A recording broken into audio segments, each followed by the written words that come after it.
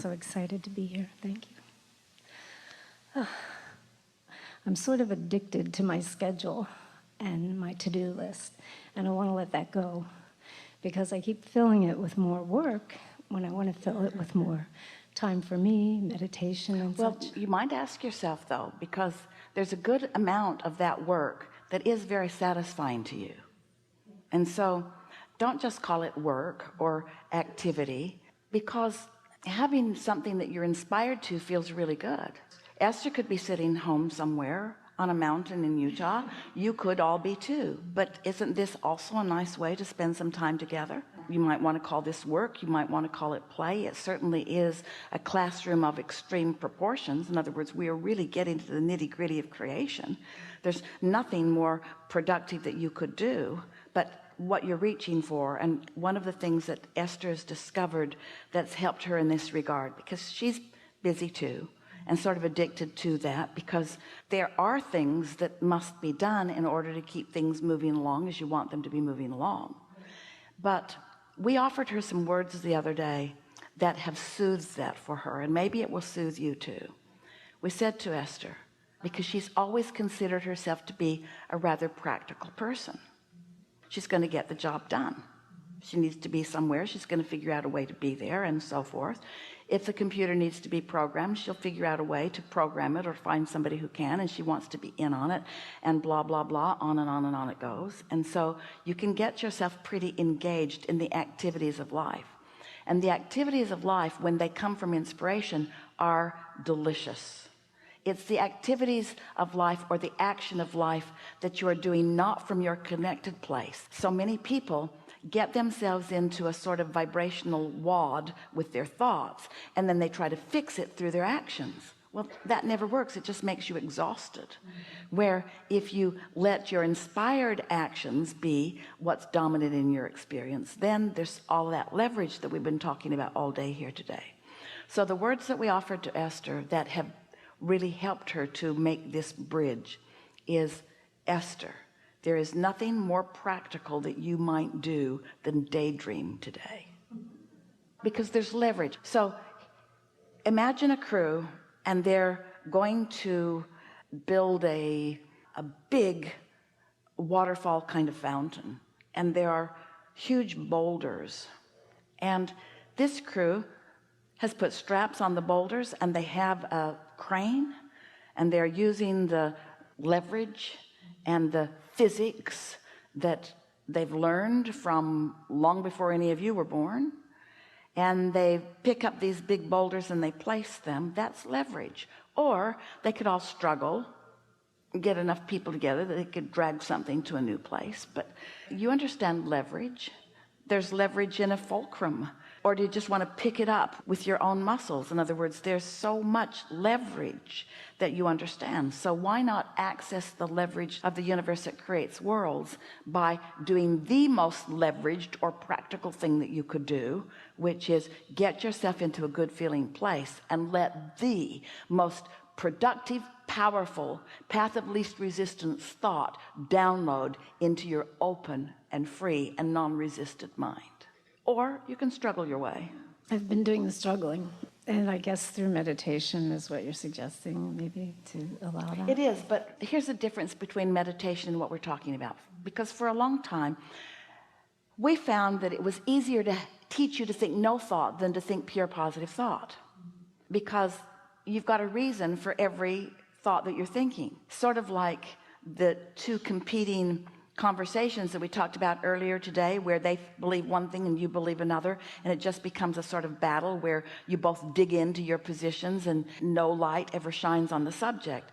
Well, a lot of times you've got that tug of war going on within you. And so when we encourage you to quiet your mind, often the thoughts that we're asking you to quiet are resistant in nature. And if you think that you're going to talk yourself out of those beliefs, you're not going to do it anytime soon. But you could focus upon the air conditioner and therefore cause those thoughts to not be active. And when those thoughts aren't active, then it's easier to change them. Does that make sense? Here's a statement we've never made before. You cannot change in this moment an actively vibrating thought to something else, because the law of attraction is going to continue to produce more of the vibration that is active. Did you follow that?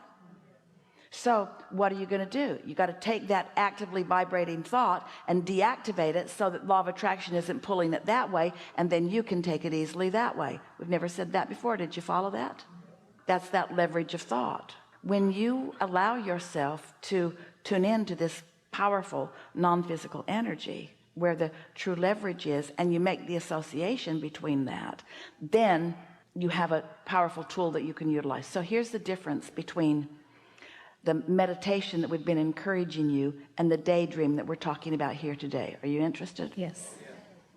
Meditation helps you to get out ahead. Meditation stops the resistance and puts you in a receptive place.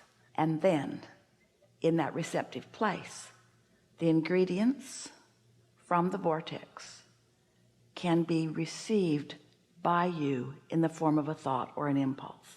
And that's what we're calling the daydream. It's coming from somewhere. It's coming from all of the beautiful things that you've been asking for.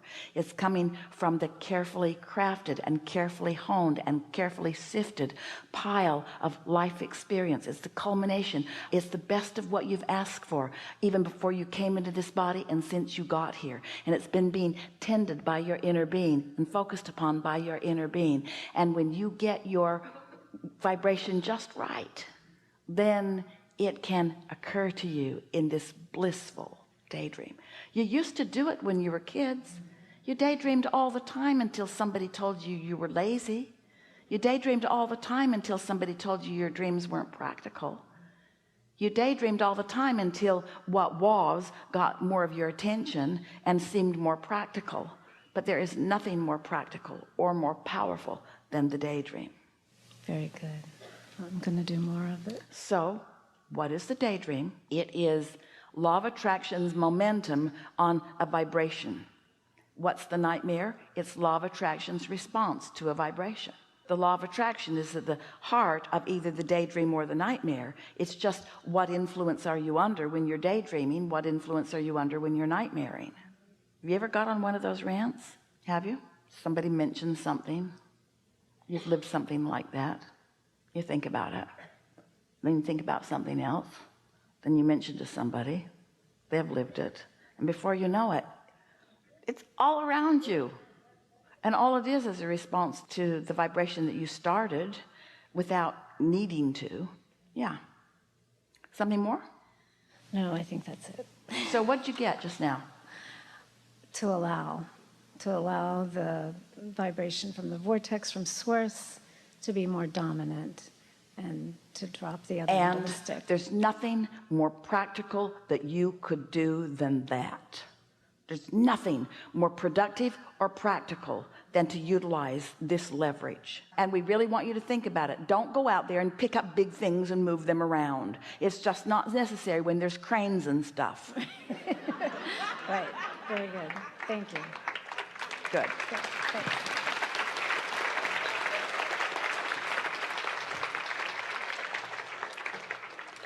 We think this was a practical and productive and life-giving conversation. And we are appreciating not only those who sat here and spoke it out loud, but all of the contribution that you offered through the things that you've been living and your responses to what we are talking about here. You are different now, and there's nothing to worry about except that you are different now. Your vibration has shifted because you felt resonance with these universal laws, and you've activated within yourself a sort of temporary, doesn't need to be, but it usually is, a sort of temporary set point in your vibration, which means your relationship with everything absolutely has shifted, and your awareness of the evidence of that shift is really going to be important to you. If you can make the correlation between the shifting at the center of you and what it means out on the outer edges of what comes to you, you will feel a new form of empowerment. There is nothing serious going on here in the sense that there's not something that you're supposed to be doing that you're not doing. From our point of view, we want you to be enjoying your life more than you are. We would like you to leave behind your notions of sacrifice and service while you find your true selfishness and alignment with who you really are. And once you accomplish that, you will be of the greatest service to humanity that anyone could ever be. One who's connected to the stream can accomplish so much, you see.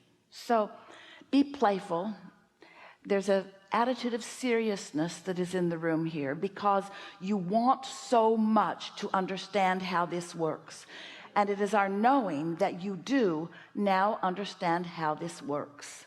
Play your way into your alignment and then revel in the results of that alignment. Don't try to explain this to others. Well, you can if you want, but it's not the path of least resistance.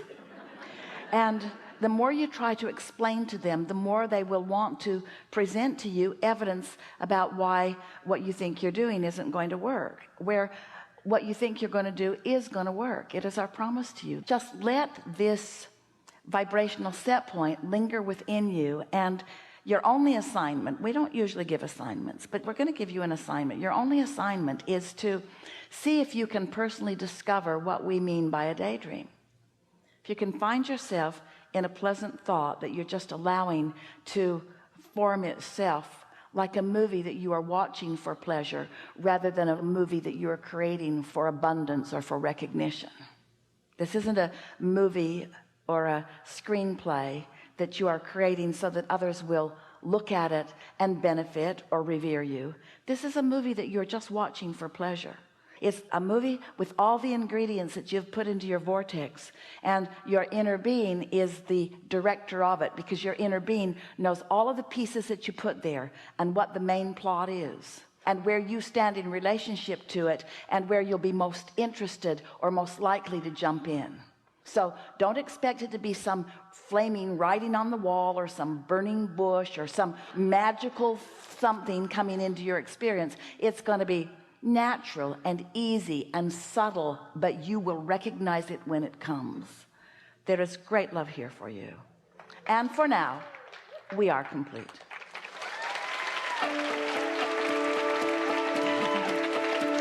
Thank you, guys. So good. So good. So very good. Thank you so much.